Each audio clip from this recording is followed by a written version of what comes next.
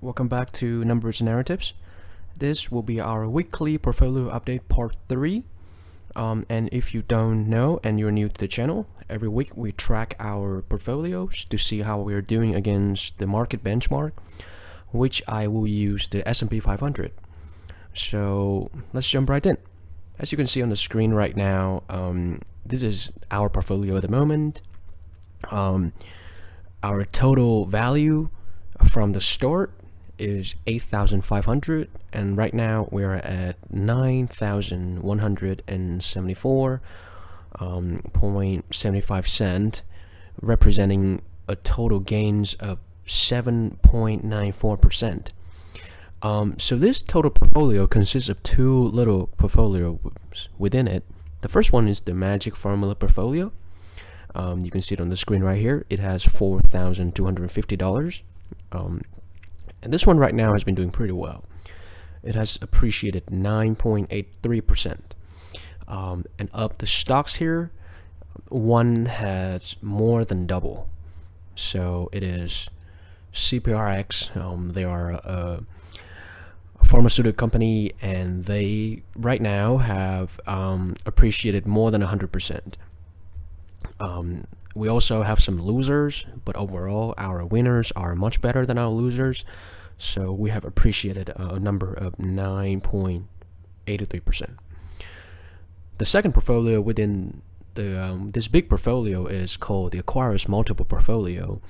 And this one has been doing a little bit worse than the Magic Formula, appreciated 6.09% since inception of June 24th. So let's bring these numbers to compare them to the S&P 500, see how we're doing. You can see over here I have the S&P 500 history of the last 6 month pool on Google Finance, and our inception date is June 24th. So let's go from June 24th to right now to August the 19th, the last day of the active market, this Friday. And so far, the S&P 500 has appreciated 8.1%. Our portfolio, as you can see, has appreciated 7.94%. So we are a little bit behind of the market at the moment. If you haven't, please go watch the previous 2 episodes. In both of those episodes, we were ahead of the market. But as you can see right now, the market has bounced back, and our portfolio is falling behind just by a tiny little bit. Just by around 0.2%. So nothing crazy. And as I said, this is going to be a long-term tracking. This is not going to be week by week. I'm going to do week by week updates, but we're not looking at these portfolios in terms of weeks or months and then sell out. We're talking years. And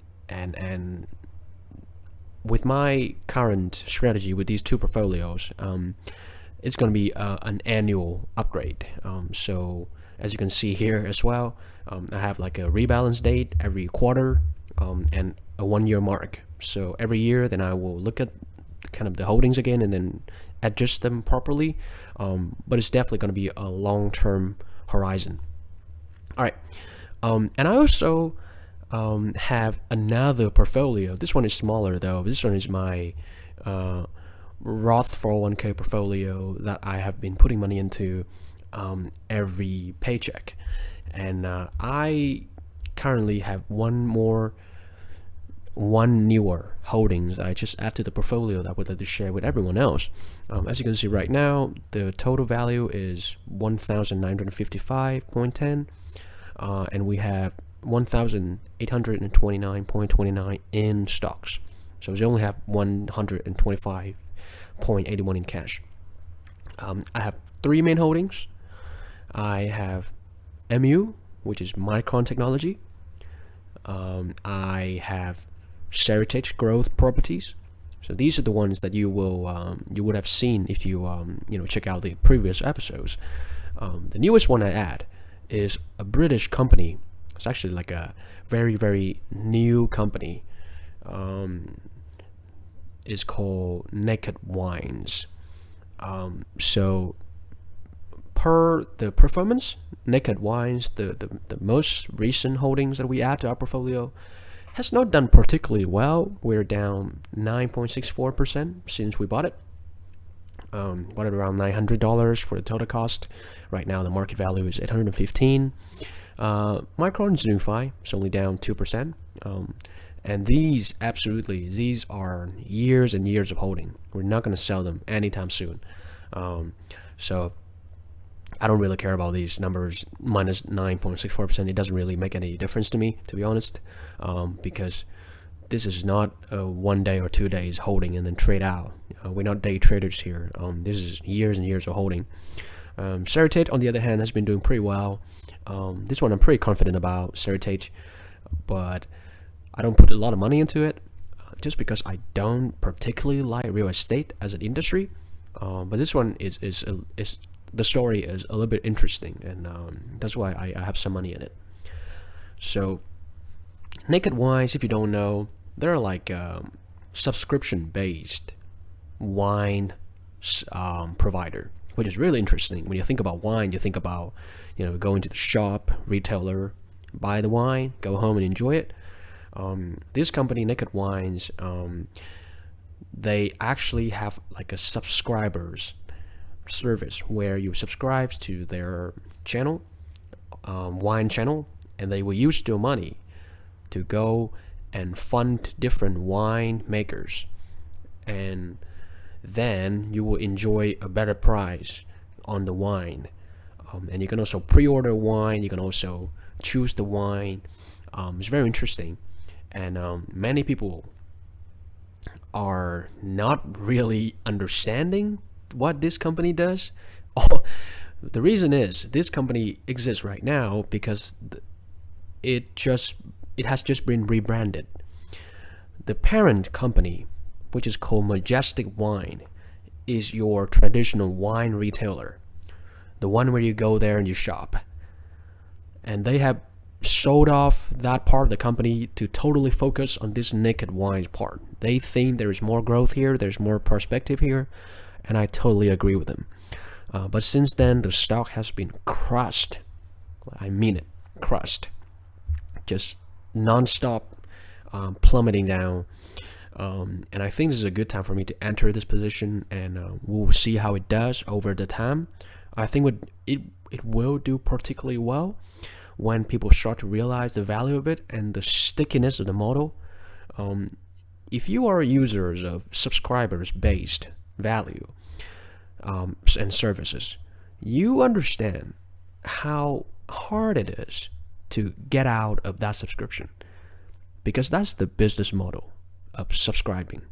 It's very, very tough to talk yourself out of subscribing for something, especially when you are using it every single day, like Netflix, like Amazon Prime, and Naked Wines. They're trying to get there. They're trying to improve the customer experience until the point where it's very hard for you to stop subscribing, to stop driving their revenue. And I think they're doing a good job of it. Many customers have been having a great experience over there, and the wine quality is very, very good. So if you're interested in these holdings, check it out or let me know and I can do a more deeper dive into it. But for now, that is all for the portfolio update. And before I end this video, I would just want to go through something that I think is very also interesting. Last week just happened. It is our friend Michael Burry, the Bear King of Wall Street. Once again, Michael Burry, if you follow his Twitter, which is pretty interesting, sometimes he tweets very cryptic warnings, and people just interpret it all over the place. And I think this is a good time for us to kind of revisit what he has been saying, especially because last week is a week of 13F filing, meaning that all the big investigators in the US, they have to disclose their holdings at the moment. And guess what happens to Michael Burry Holdings? He sold all of his holdings except for one company, which is called GEO. It's a private prison company. I think it's a real estate company.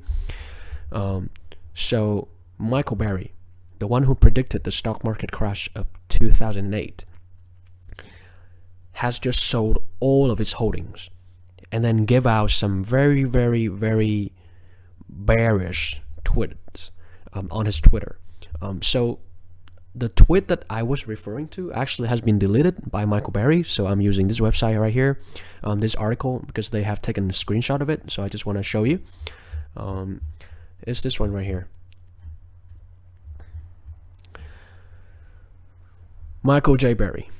After 2000, the Nasdaq has 16 bear market rallies, more than 10%, averaging 22.7% before bottoming down 78%. After 1929, the Dow has 10 bear market rallies, more than 10%, averaging 22.8% before bottoming down 89%. And he gave you some kind of screenshot over here to see what he means. So, to be taken into context, for the last week, so we're talking about this week right here, August, around this part, and also around technically the previous month, really, there's been a pretty big rally for the S&P 500. Everyone thought we were going to a recession, but the stock market bounced up pretty big time.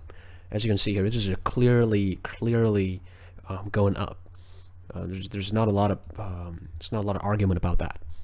So Michael Burry here is saying that, hey folks, do not be fooled by these rebounding. It's not over yet. The recession is here and it's gonna happen. The stock market is gonna crash. That's what Michael Burry here is saying, essentially. So it's pretty interesting. We know that this is the 2008 prophet. He foresaw what's coming and no one listened to him. If you take a look at his Twitter account and look at his name, this Cassandra BC, I was taking a while to kind of to really understand what his name means, and now I think I get it.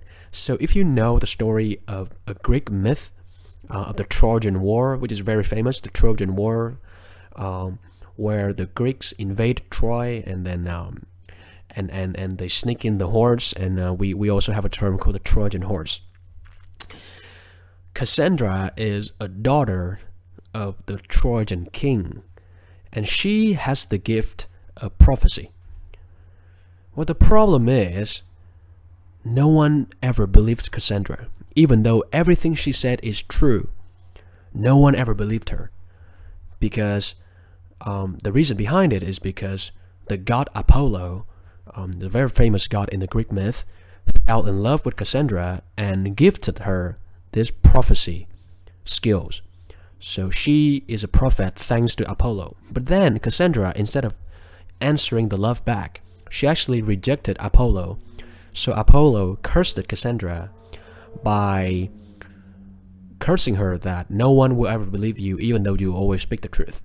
So now I think you get what I mean by his Twitter account name. A little bit melodramatic, I would say. Because the last time Michael Burry gave a warning, no one listened to him. The 2008 warnings. You can go watch the movie, which is really good too. The Big Short. You can see that he's going to bang by bangs, and technically lay out his ideas of shorting the housing market, and all the banks just break out laughing at him and ridiculize him. So it's pretty interesting. Is Michael Burry right? Again, we have no idea. Me and you, we both don't have a crystal ball in front of us. We do know that inflation is still very worrisome. It is way above the 2% benchmark that the Fed always intends for the U.S. economy. We know that the economy is struggling, that the fuel price are rising, and all the other prices are rising due to inflation, and wages are not being risen enough to combat that for the people to have a better life during inflation. So we know that the economy is there are clear signs of struggles.